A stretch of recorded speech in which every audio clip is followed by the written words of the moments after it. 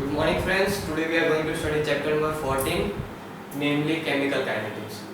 Chemical kinetics को हम अगर डिस्क्राइब करने जाए तो रिएक्शन जो होती है, जैसे हम मान लेते हैं H2 plus O2 gives 2H2O, तो इस केमिकल रिएक्शन को होने में कितना टाइम लगेगा, वो फिजिबल है या नहीं, ये सब बातें बताती है केमिकल काइनेटिक्स का कंसेप्ट। तो हम टॉपिक वाइज रीड करते जाएंगे और देखेंगे कि क्या क्या फैक्टर्स है, कौन सी कंडीशंस है और कैसे केमिकल काइनेटिक्स की रिएक्शन है वो टाइम डिटरमाइन करता है। तो पहले इंट्रो पढ़ लेते हैं। You know that knowledge of Gibbs free energy, Gibbs free energy का फॉर्मूला था हमारा delta G is equal to delta H minus T delta S। ये कंसेप्ट हमें बताता था कि कोई भी रिएक्शन सर्टेन टेम्परेचर या उसकी एनवायरमेंटल कंडीशंस पे, एनवायरमेंटल कंडीशंस को ध्यान में रखते हुए वो रिएक्शन फिजिबल यानी पॉसिबल है या नहीं। ओके, ये था गिब्स फ्री एनर्जी का concept. Change in given process can tell you whether the process reaction is feasible और नॉट, हो सकती है या नहीं।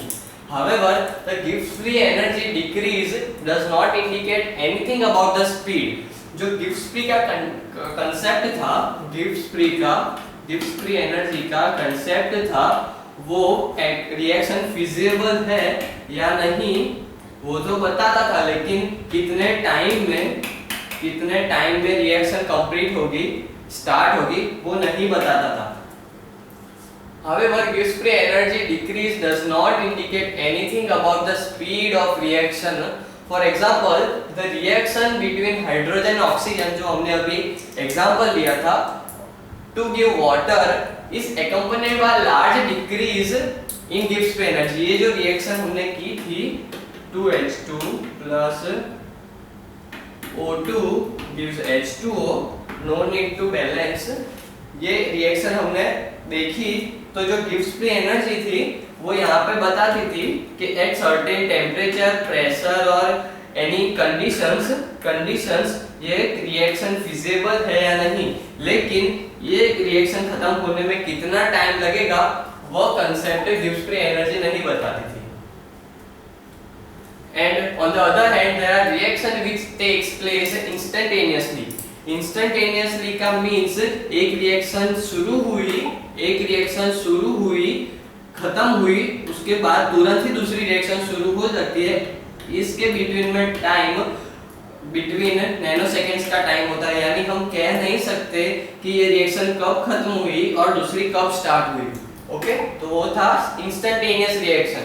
ऐसी कई रिएक्शन है जो कि इंस्टेंटेनियसली होती है, जो कि फॉर एग्जांपल है HCl is added to AgNO3, और HCl जब AgNO3 से ऐड होता है तो व्हाइट प्रेसिपिटेट बनता है। यहाँ पर लिखा है white precipitate of AgCl is formed instantaneously, micro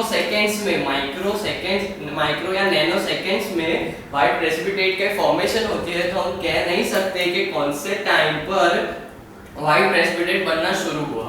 in this lesson हम सभी मतलब रिएक्शनों की स्पीड या फिर रेट ऑफ रिएक्शन से रिएक्शन के साथ हम सीखने वाले हैं। तो ऑब्जेक्टिव्स नो नीड। पहला टॉपिक हमारा rate of chemical reaction. Rate of chemical reaction means, देखो पहले देख लेते हैं what is chemical reaction actual is. What is chemical reaction actual is H2 plus O2 gives 2H2O। तो ये क्या हुआ हमारा, ये दो जो कंपाउंड है ये हमारे क्या हुए, रिएक्टेंट, और ये जो हमारा कंपाउंड फॉर्म हुआ वो क्या है, प्रोडक्ट। ये एरो के ऊपर कुछ या फिर हीट हो या फिर एक्स कोई और कंपाउंड हो, तो ये हुआ हमारा एज अ कैटलिस्ट और नेसेसिटी। मीन्स ये रिएक्शन को होने के लिए कौन सी कंडीशंस हमें अप्लाई करनी पड़ेगी। ओके, तो यहाँ पर हमें लिखा है when reactants are mixed to form a reaction, to perform a reaction there are no products present initially। जब हमने H2 plus O2 को स्टार्टिंग में मिलाया तब हमें कुछ कंपाउंड नहीं मिला स्टार्टिंग में, इनिशियली। लेकिन जैसे at time t p is equal to 0, okay, at t is equal to 0, जब टाइम 0 था तब प्रोडक्ट हमारा कुछ नहीं बना। लेकिन जैसे ही time passes the concentration of product increases and that of reactant decreasing. लेकिन टाइम t पे जब एक टाइम t आया तब जो रिएक्टेंट था वो डिक्रीज हुआ और प्रोडक्ट था वो इंक्रीज हुआ। Okay, the rate of any chemical reaction can be expressed as a rate of change in concentration of reactants। जब रिएक्शन हुई तो रिएक्टेंट की कंसंट्रेशन कम हुई, उसकी वजह से हम कह सकते हैं कि actual rate of chemical reaction is change in concentration of reactants per unit time। okay, rate of reaction, please note this,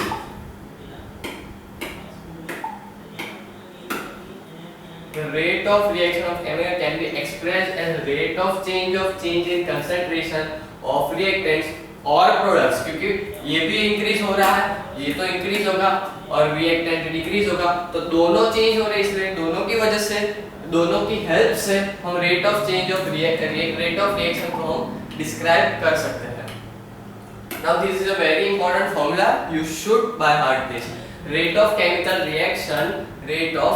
reaction is change in concentration per unit time और टाइम टेकन ऑफ रिएक्टेंट और product. ये formula आप reactant के साथ भी use कर सकते हो और प्रोडक्ट के साथ भी यूज कर सकते हैं। और जब हम यूनिट की बात आती है तो rate of change in concentration, तो कंसंट्रेशन का यूनिट क्या, मोल पर लीटर, एंड टाइम का सेकेंड। ओके, तो इसकी वजह से हम यूनिट इसकी लिख सकते हैं, mole litre inverse second inverse. Okay, तो ये हो गई यूनिट हमारी rate of reaction.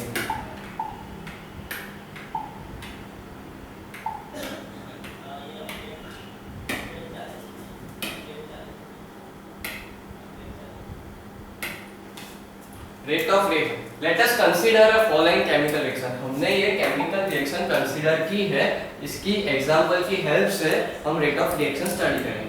The rate for this reaction can be determined by measuring the increase in molar concentration of NOBr। increase लिखा है, यानी प्रोडक्ट की हम बात कर रहे हैं, तो प्रोडक्ट जितने टाइम के डिपेंड में जितना इंक्रीज होगा उससे हम रेट ऑफ रिएक्शन डिफाइन कर सकते हैं। आ रहा है ना समझ? क्योंकि प्रोडक्ट जब इंक्रीज होगा तब टाइम t होगा, या फिर रिएक्टेंट डिक्रीज होगा तब टाइम t होगा। एक टाइम के डिपेंडेंट में हम प्रोडक्ट का इंक्रीज या फिर रिएक्टेंट का डिक्रीज के बेस पर हम डिफाइन करेंगे। Let's see how we can express the rate of reaction. You know that molar concentration in a substance is expressed by enclosed formula of substance in square bracket। Okay, NOBr concentration हम लिख रहे हैं NOBr की, इसलिए हम उसे big bracket में enclose करेंगे। किसी भी चीज की कंसंट्रेशन लिखनी हो तो हमें बिग ब्रैकेट में उसे एनक्लोज करना है, जो उसकी मोलर कंसंट्रेशन को रिप्रेजेंट करता है। Let us suppose that NOBr1 is a molar concentration at time t। Time t1 पे मोलर कंसंट्रेशन थी NOBr1। Okay, and suppose at t1 at NOBr2 और NOBr2 टाइम t2 पे। Okay, the change in molar concentration ये time 1 है और time 2 है, तो इनमें से टाइम 2 में से जब हम t1 को माइनस करेंगे तब हमें पता चलेगा कि एक्चुअल कंसंट्रेशन में चेंज क्या है। ओके, ये टाइम 2 पे है और ये टाइम 1 पे है, यानी t2 माइनस t1 करेंगे तो इन दोनों के बीच का टाइम हमें मिलेगा। इसी तरह कंसंट्रेशन 2 माइनस कंसंट्रेशन 1 करेंगे तो कितनी चेंज हुई है कंसंट्रेशन रिएक्शन के दौरान वो हमें पता चलेगा। Okay, here means delta means change in respective quantity, therefore rate of formation of NOBR, formation of NOBR यानी प्रोडक्ट फॉर्म हो रहा है वो हम कह सकते हैं change, delta means change in NOBR divided by delta T, because change in C2 minus C1 gives, ऐसा हम लिख सकते हैं, और T2 minus T1 को हम लिख सकते हैं delta T, change in time and change in concentration. तो हमारा वही फॉर्मूला आ गया, change in concentration upon change in time gives rate of reaction. Okay, therefore the rate of formation of NOBR is NOBR delta NOBR by delta T. This expression gives the rate of reaction in terms of NOBR. Okay, NOBR formation कितना होगा वो हमें इस reaction से पता चल जाएगा। If decrease in molar concentration of NO and Br2, जो हमारे रिएक्टेंट थे NO and Br2, ये हमारे रिएक्टेंट थे, अब हम इसकी कंसंट्रेशन हम ये देखेंगे कि इसकी कंसंट्रेशन कितनी कम हो रही है, उस हिसाब से भी हम कह सकते हैं कि उसकी रेट ऑफ रिएक्शन क्या है। तो उसका देख लेते हैं एक बार। अब हमारा रिएक्शन लेगा NO plus Br2 gives NO Br2, ये हमारी थी जो रिएक्टेंट थे उसकी बात कर रहे हैं हम। ओके, तो if molar concentration decrease, reactant क्या होंगे, डिक्रीज होंगे और प्रोडक्ट इंक्रीज होगा। ओके, तो रिएक्टेंट डिक्रीज होंगे तो उसके आगे साइन होगी माइनस, क्योंकि रिएक्टेंट एक्चुअल में से कम हो रहे हैं। हम मान लेते हैं कि मेरे पास 10 लड्डू थे और अब मेरे पास 5 ही लड्डू हैं, जो हुए कितने, -5 हुए। ओके, मेरे पास 10 लड्डू थे T1 पे और मेरे पास T2 पे 5 लड्डू है, तो हुआ कितना, 10 - 5 हुआ, तो आएगा उसका rate of change of laddu is -5। Okay, इसी वजह से यहाँ पर rate of change of reaction reactant में हम माइनस लगाएंगे, तो उसका फॉर्मूला हो जाएगा minus delta NO divided by delta T, same minus delta Br2 by delta T। Okay, तो ये हो गया किसी एक रिएक्टेंट की वजह से रेट ऑफ रिएक्शन। अगर हम NO ही देख ले तो minus delta change of concentration of NO divided by delta T की हमसे हमारे इस फॉर्मूला से हमें रेट ऑफ रिएक्शन मिल जाएगा। अगर NO की कंसंट्रेशन नहीं पता है, हमें Br2 की कंसंट्रेशन पता है, तो हम Br2 की मदद से भी rate of change in concentration of Br2 upon time से भी हम रेट ऑफ रिएक्शन फाइंड कर सकते हैं। Okay, clear?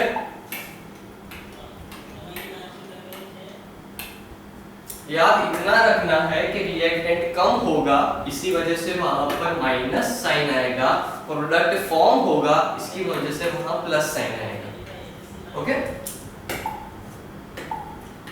thus the rate of reaction can be expressed either in term of reactant or product।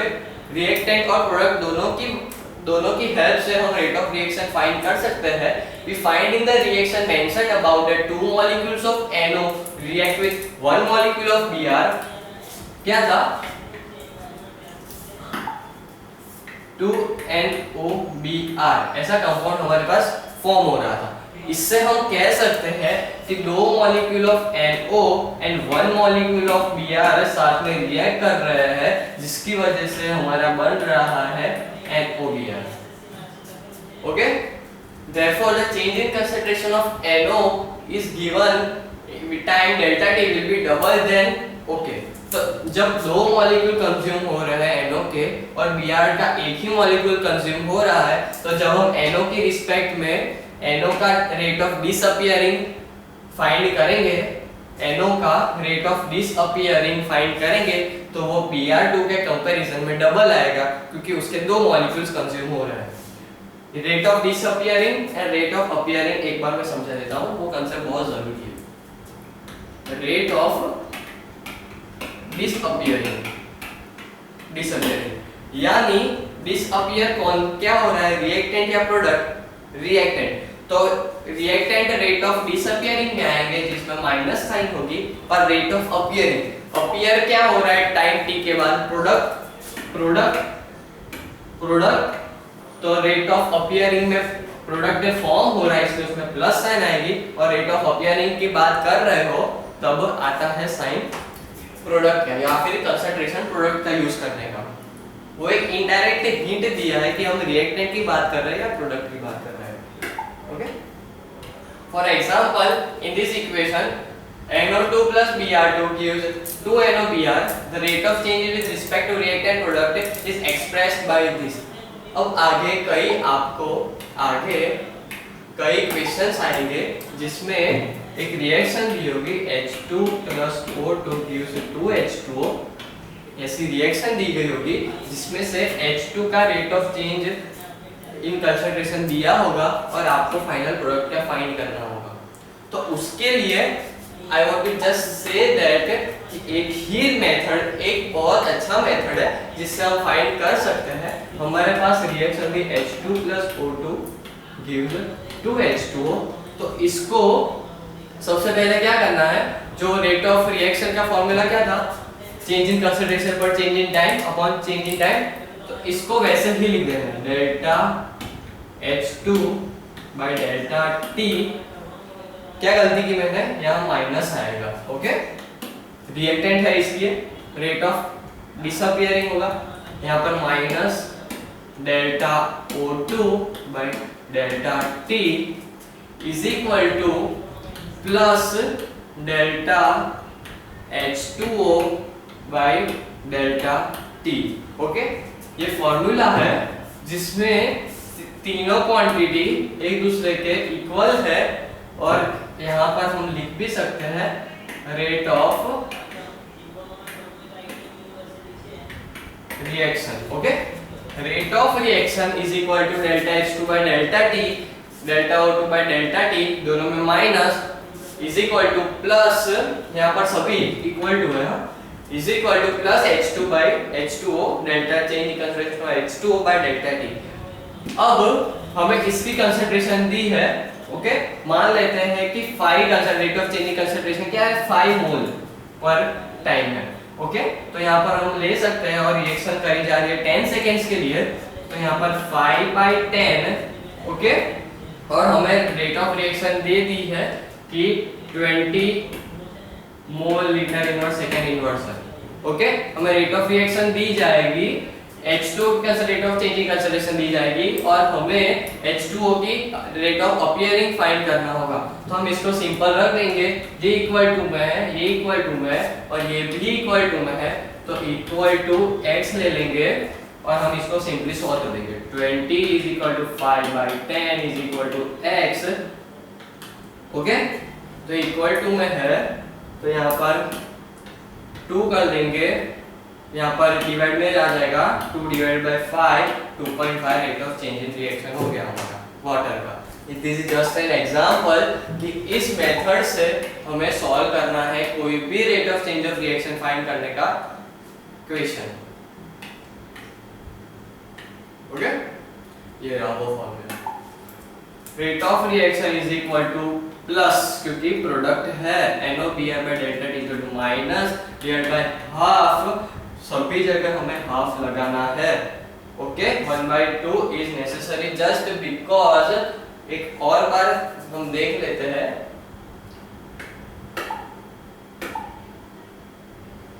एक और बार एक एग्जांपल ले लेते हैं, हम NOBr का ही लेते हैं। वेट, ओके,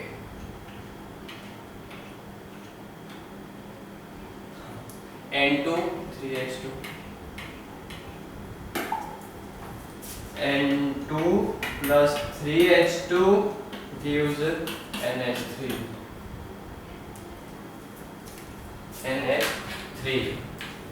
इस रिएक्शन में जो रिएक्टेंट कौन से है हमारे पास N2 and 3H2। ओके, ये हमारे रिएक्टेंट्स है, ये हमारे रिएक्टेंट्स है NH3। ओके, ये हमारे रिएक्टेंट्स है, ये हमारे रिएक्टेंट्स है और ये हमारा प्रोडक्ट है। थोड़ा क्लियर लिख देता हूँ। N2 plus 3H2 gives 2NH3। Okay, ये हमारा रिएक्टेंट साइड है, ये हमारा प्रोडक्ट साइड है। अब इसको पहले वो स्टैंडर्डाइज्ड फॉर्म में लिखना है जो हमने ऊपर सीखा कि rate of reaction is equal to, reactant है तो माइनस आएगा, minus delta N2 by delta T is equal to कितने मोल्स है H2, 3 मोल्स ना, तो उसे 1/3 में लिखना है। ओके, 3 मोल्स हो तो जितने भी मोल्स हो उसे 1/3 में लिखना है और डेल्टा माइनस यहाँ पर delta concentration of H2 divided by delta T, जितने भी मोल्स हो उतने जितने मोल्स हो उसमें लिखना है, is equal to plus 1/2 NH3 by delta T। Okay, इसकी फॉर्म, ये फॉर्मूला से, ये standardised form of any reaction for rate of reaction is this. Using this formula we can find the rate of reaction much easily with respect to any or reactant or product. The rate of reaction depends on the concentration of reactant as per the reaction proceed. Rate of reaction depends on the concentration of reactant. As the reaction proceeds, the reactant gets consumed and the concentration decreases. Which time जैसे reaction proceed होगी reactant की concentration कम होगी, with respect to time वो consume होगे, therefore the rate of reaction does not remain constant during entire reaction। पूरी reaction के time जो भी रिएक्शन हो रही है X2Y, जो भी रिएक्शन हो रही है हमारी X2Y इस रिएक्शन के टाइम टोटल T है, तो पूरे time rate of reaction constant नहीं रहेगी, क्योंकि टाइम t1 पे रिएक्टेंट की वैल्यू R थी, टाइम 2 पे रिएक्टेंट की वैल्यू शायद R/2, शायद हाफ भी हो सकती है, R/3 भी हो सकती है, और टाइम 3 पे रिएक्टेंट की वैल्यू बहुत कम हो सकती है R से। इसकी वजह से R की कंसंट्रेशन पे डिपेंड करती है रेट ऑफ रिएक्शन, इसकी वजह से रिएक्शन के टाइम R की वैल्यू कांस्टेंट नहीं है तो रेट ऑफ रिएक्शन भी कांस्टेंट नहीं रहेगा।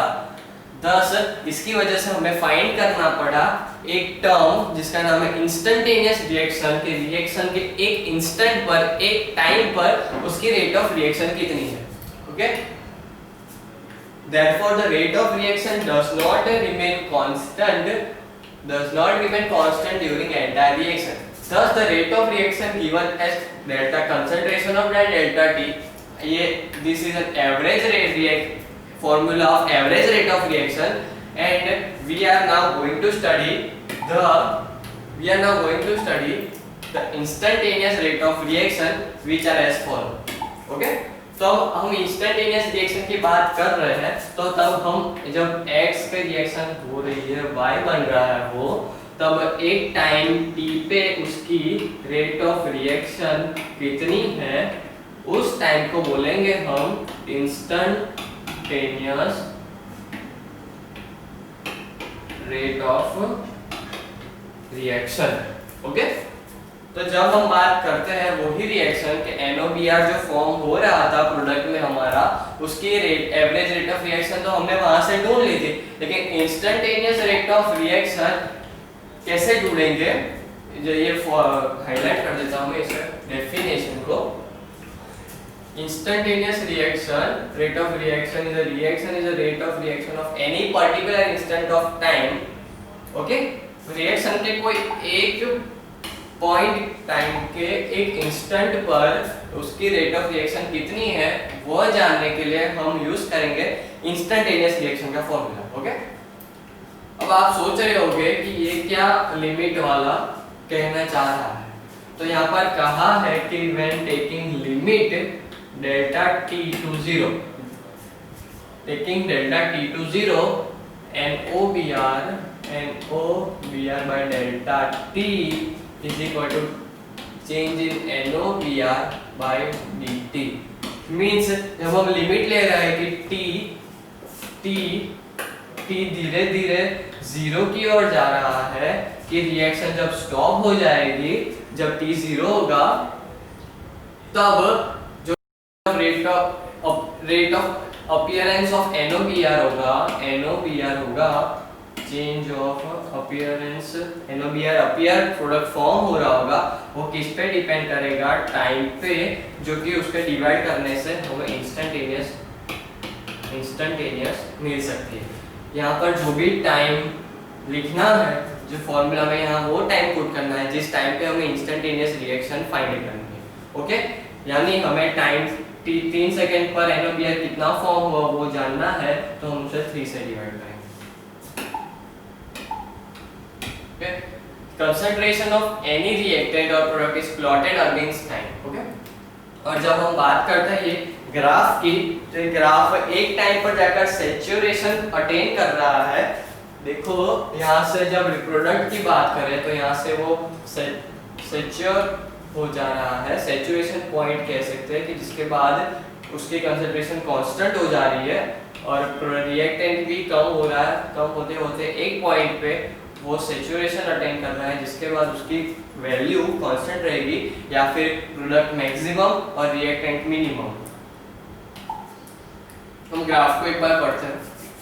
ये हमारा कंसंट्रेशन है y एक्सिस पे और x एक्सिस पे टाइम है। ओके, अब जब रिएक्शन प्रोसीड होगी टाइम t से t1, t2, t3 और tx एंड तक, ओके, तब जैसे जैसे टाइम बढ़ेगा वैसे प्रोडक्ट क्या होगा, डिसअपीयर यानी कम होगा। इसलिए यहाँ से प्रोडक्ट वैल्यू जब मैक्सिमम था, यहाँ पर मैक्सिमम प्रोडक्ट था, उस टाइम रिएक्शन प्रोसीड होते होते एक टाइम के बाद वो मैक्सिमम से 0 तक आ गया या फिर मिनिमम तक आ गया, जो कि रिएक्शन प्रोसीड हुई, वो हमें प्रूफ मिल रहा है। ओके, अब एक टाइम था जब प्रोडक्ट 0 था, प्रोडक्ट फॉर्म नहीं हुआ था, टाइम t 0, टाइम हुआ ही नहीं, केमिकल रिएक्शन प्रोसीड हुई ही नहीं, तब प्रोडक्ट 0 होगा। लेकिन जैसे जैसे रिएक्शन प्रोसीड हुई वैसे वैसे टाइम बढ़ता गया और प्रोडक्ट फॉर्म होता गया,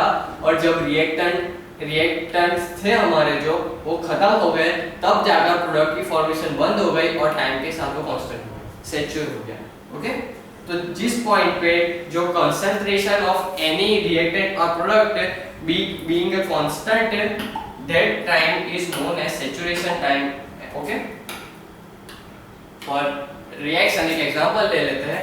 N2, हमारे पास N2O5 है, N2O5 जब टूटता है तब हमें मिलता है 2NO2 and O2। Okay, 2NO2 and O2। तो इसके लिए हम average rate of reaction find करने के लिए हम लिखेंगे रिएक्टेंट्स के हमारे -2 मोल्स ऑफ NO2, इसलिए 1/2, okay, minus average rate of reaction है ना, क्यों माइनस लिखा? Okay, they are talking about rate of disappearing of NO2, इसलिए माइनस लिखा है यहाँ पर। इसलिए इसे हम अपनी तरीके से करते हैं।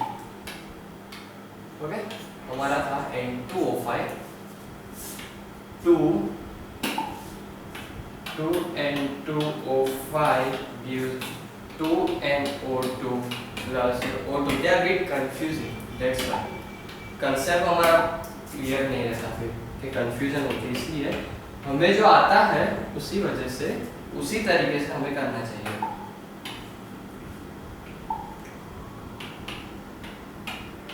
To N2O5 gives 2NO2 plus O2।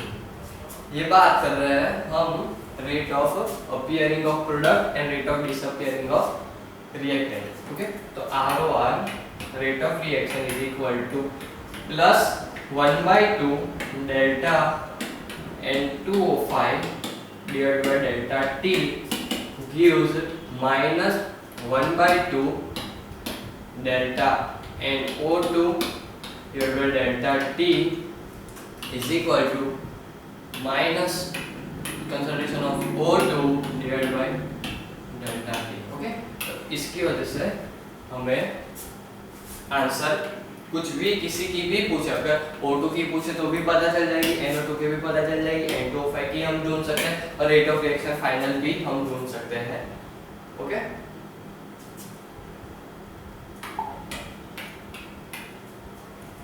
Instantaneous rate of reaction, एक इंस्टेंट पर हमें dt से डिवाइड करना है कि कौन से टाइम पर हमें रेट ऑफ रिएक्शन चाहिए, उसी dt का यहाँ पर यूज किया गया है। ओके, दोनों में डिफरेंस ही वो है कि यहाँ पर डेल्टा टी यानी टोटल टाइम लिया है, तो कितने टाइम के बाद रिएक्शन प्रोसीड हुई और कितने टाइम के बाद हमें चाहिए, और इंस्टेंटेनियस रेट ऑफ रिएक्शन में जो टाइम पर हमें चाहिए वही यहाँ पर टाइम यूज करना है। That's it, no major difference between them. लेकिन सिर्फ इंस्टेंटेनियस में एक पर्टिकुलर टाइम के लिए हम रेट ऑफ रिएक्शन फाइंड कर रहे हैं और एवरेज रेट ऑफ रिएक्शन में हम पूरी रिएक्शन का एवरेज रेट फाइंड कर रहे हैं। अब रिएक्शन तो हो रही है, लेकिन उसे कौन से फैक्टर्स है जो उसे अफेक्ट करता है, या फिर रिएक्शन को स्लो कर रहा है, या फिर रिएक्शन को इंक्रीज कर रहा है, या फिर रिएक्टेंट को रिएक्ट नहीं करने दे रहे, वो सारे फैक्टर्स हम पढ़ेंगे। The rate of chemical reaction is affected by the following factor. You should note down there and write a single page and must revise regularly. Okay? तो पहला टॉपिक हमारा था concentration of reactant. Okay? जो तो concentration of reactant पे depend करेगा, concentration of reactant पे depend करेगा कि रिएक्शन कितनी प्रोसीड होगी और कैसे होगी। रिएक्टेंट के कंसंट्रेशन पे डिपेंड करेगा कि कितनी होगी और कैसे होगी। ओके, हम पढ़ रहे थे factors that affecting the rate of reaction. Okay, हम पढ़ रहे थे factors that affecting the rate of reaction. Okay, तो पहला हमने देखा था concentration of reactant. Generally the rate of reaction increases as the concentration of reactant. Reactant जितना ज्यादा होगा उतनी ज्यादा रेट ऑफ रिएक्शन होगी, रिएक्टेंट कम हो जाएगा तो रेट ऑफ रिएक्शन कम हो जाएगी, क्योंकि जो रिएक्टेंट की कंसंट्रेशन है वो पहले R थी, अब R/2 हो गई, तो R/2 हो गई तो ये कंसंट्रेशन पे R/2 पे डेल्टा T डिफरेंट होगा इस R के कंपैरिजन में। ओके, तो कंसंट्रेशन ऑफ रिएक्टेंट डिपेंड करती है कि रेट ऑफ रिएक्शन क्या होगी। नेक्स्ट है temperature. A reaction is faster when temperature is increased. Okay, तो जैसे जैसे हम टेम्परेचर बढ़ाएंगे, जो बेसिक हम इसके पीछे समझने वाली बात है वो है कि ये मॉलिक्यूल्स है जो रिएक्शन कर रहे हैं। ओके, मान लो कि ये H2 के मॉलिक्यूल्स है 4 और 4 O2 के मॉलिक्यूल्स। ओके, ये आपस में मिलके रिएक्शन कर रहे हैं। अब जैसे हमने टेम्परेचर बढ़ाया तो वो जो वाइब्रेशन करते हैं अपनी एक्सिस पे जब रिएक्शन के टाइम पे, वो एक फ्रीक्वेंसी होती है जिन पे वो वाइब्रेट करते हैं। तो जैसे जैसे हम टेम्परेचर बढ़ाएंगे थर्मल एनर्जी बढ़ेगी, उनको तो एनर्जी मिलेगी और वो ज्यादा वाइब्रेट करेंगे, और जो रिएक्शन की स्पीड है हम कह सकते हैं कि रेट ऑफ रिएक्शन है वो बढ़ जाएगी। ओके, तो ये है बेसिक कंसेप्ट उसके पीछे कि टेम्परेचर बढ़ाने से रिएक्शन कैसे बढ़ती है। Okay, now presence of catalyst ऐसा कंपाउंड है जो रेट ऑफ रिएक्शन को बढ़ा देता है। कैसे? कि उसको सूटेबल कैटलिस्ट या फिर उसको सूटेबल कंपाउंड प्रोवाइड करवा के जो रिएक्टेंट और प्रोडक्ट को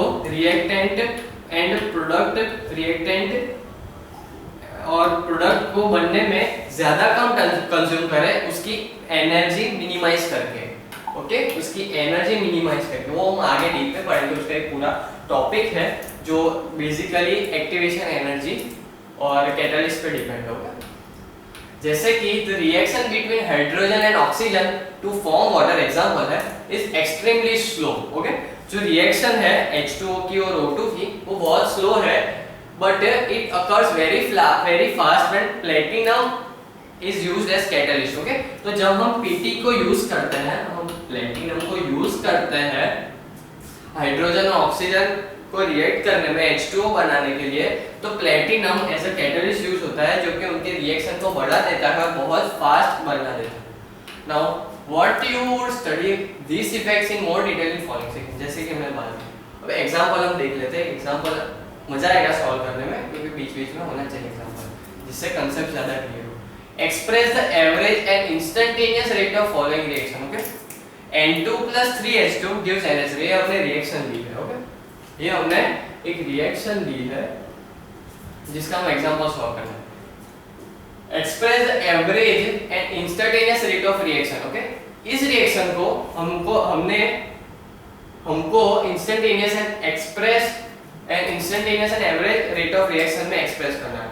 बहुत देखते हैं कैसे करते हैं। पहली बात rate of formation of NH3। Okay, express करना है rate of formation of NH3 में, rate of formation of NH3 में, rate of formation of NH3।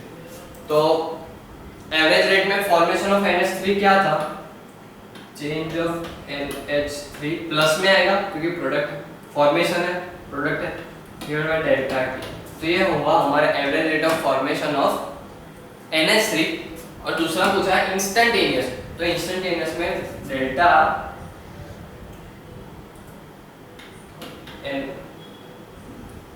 नहीं है, डी है, dNH3 ये वीक ब्रैकेट है, डिवाइड dt कि एक इंस्टेंट पे dt पे उसकी एवरेज रेट ऑफ अपीयरिंग कितना है। Okay, rate of disappearing of N2, disappearing यानी ये रिएक्टेंट है तो डिसअपीयरिंग में माइनस साइन आएगा, कंसंट्रेशन N2 एक ही मोल है इसलिए 1/1 यानी कुछ नहीं, N2 divide by dt। Okay, ये हमारा क्या rate of disappearing of H2। और थर्ड है rate of disappearance of H2, वापिस ये रिएक्टेंट है, तो माइनस H2 एक ही मोल है, H2 एक मोल है, 3 मोल है।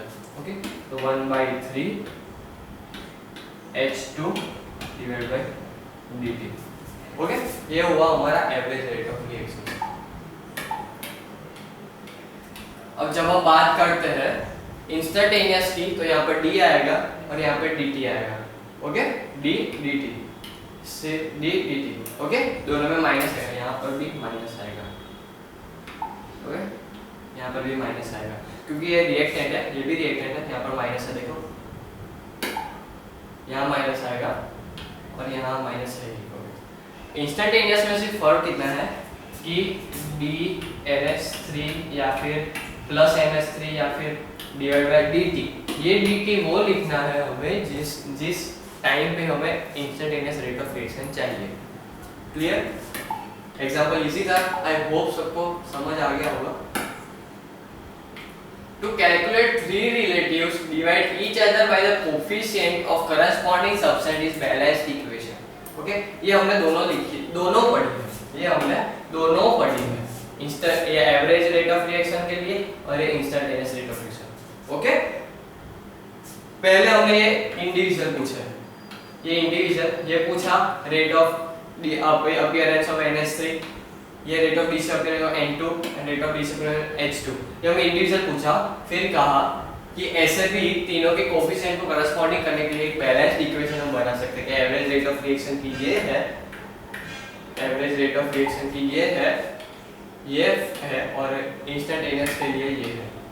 ओके, सिर्फ ये जो इक्वेशंस याद, ये दो जो फॉर्मेट है या फिर हम कह सकते हैं कि स्टैंडर्ड फॉर्म है, वो हमें याद रखना है, जिसकी वजह से एवरेज रेट ऑफ रिएक्शन या फिर इंस्टेंटेनियस रेट ऑफ रिएक्शन के सभी हम क्वेश्चन सॉल्व कर सकेंगे। Okay, now let's go through some in text questions.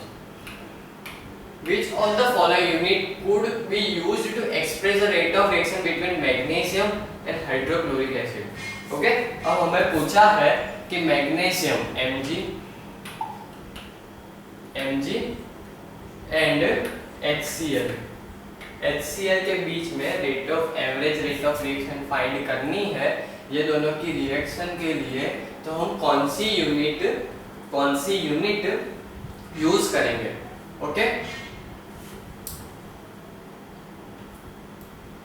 पहले तो हमें देखना है कि क्या होगा।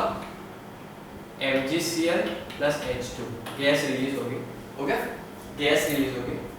तो सेकेंड में जाएंगे हम, क्योंकि गैस रिलीज होने में HCl जो रिएक्ट फास्ट करता है, ओके, तो हमें मिनट में नहीं होगी, सेकेंड्स में देखेंगे। Okay, and centimetre cube, I think so कि ये आंसर होगा जिसकी वजह से हम कर सकते हैं। Okay, N2O 2N2O plus F2 gives 2NO2F. Okay, expression for average rate of reaction in terms of formation of N2O5, वही क्वेश्चन हमें क्या लिखना है, N2O5 का एवरेज रेट ऑफ रिएक्शन लिखना है, एवरेज, तो ये आएगा डेल्टा, फॉर्मेशन है, प्रोडक्ट है, इसलिए प्लस, N2O5 कितना बन रहा है 2 मोल्स, तो 1/2 N2O5 N2OF। ओके, तो यहाँ पर हम लिख सकते हैं rate of appearance is equal to 1/2 delta N2OF divided by delta T। Okay, ये आंसर हो गया हमारा ए का। Rate of disappearance of NO2, rate of disappearance of NO2 क्या है हमारा, rate of disappearance, okay, rate of disappearance is equal to 2 moles, 1/2, यहाँ पर आगे माइनस आएगा, minus 1/2 delta NO2 divided by delta T।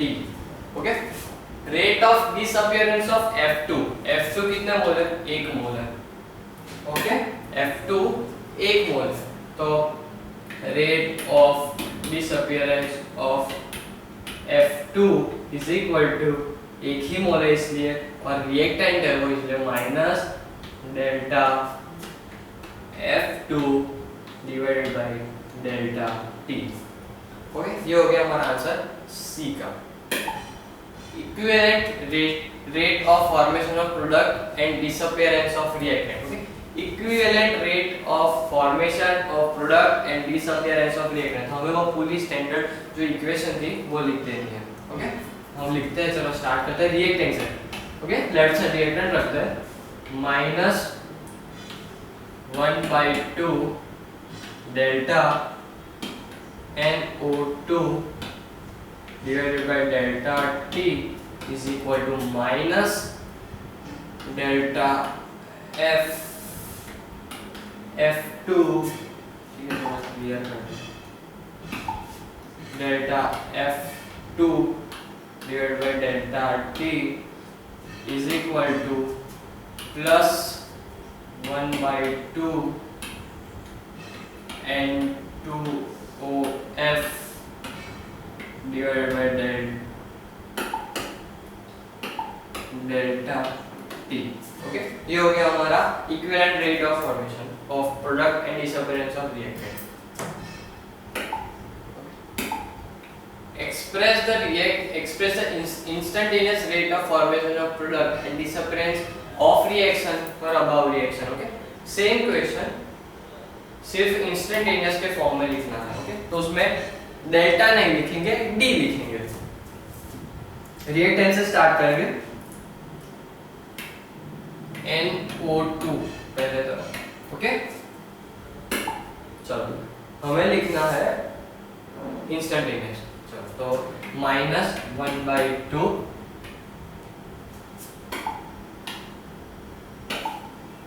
Delta NO2 divided by delta T is equal to minus dF2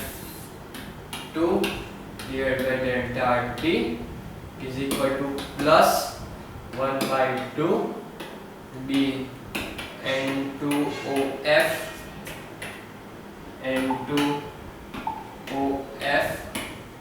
divided by delta T। Okay, ये हो गया हमारा instantaneous rate of formation of product and disappearance of reactant for above reaction. Next question हमारा, explain why the reaction of CO and NO2, ये reaction है, occurs more slowly than volume of the system because ये जो reaction है ना CO plus NO2 gives CO2 plus NO, तीनों gas है यहाँ पर, NO2 तीनों गैस है, यानी इसका जो रिएक्शन है या टोटल वॉल्यूम है पूरी सिस्टम का, ये पूरी सिस्टम हो गई। ओके, ये पूरी सिस्टम है, इन सबका वॉल्यूम जो है, इन सबका वॉल्यूम जो है, पूछा गया ऐसा कि रिएक्शन क्यों स्लो हो रही है जब वॉल्यूम बढ़ा है।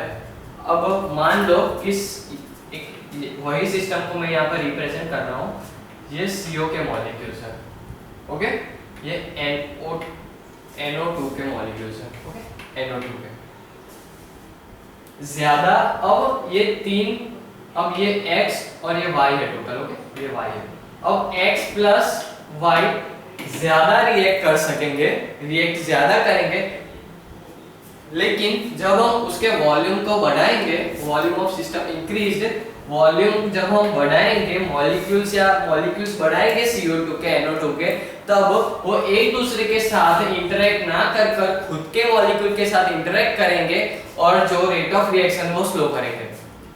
ओके, समझ आ गया? वो दूसरों के साथ इंटरेक्ट ना कर कर, CO2 के मॉलिक्यूल्स NO2 के साथ इंटरेक्ट ना कर कर खुद के मॉलिक्यूल के साथ इतना ज्यादा इंटरेक्ट करेंगे कि जब CO2 का मॉलिक्यूल NO2 के पास आएगा तब बहुत टाइम लगेगा दोनों को साथ आने के लिए, रिएक्शन परफॉर्म करने के लिए, इसलिए वॉल्यूम बढ़ाने से जो रेट ऑफ रिएक्शन है वो स्लो हो गई। ओके।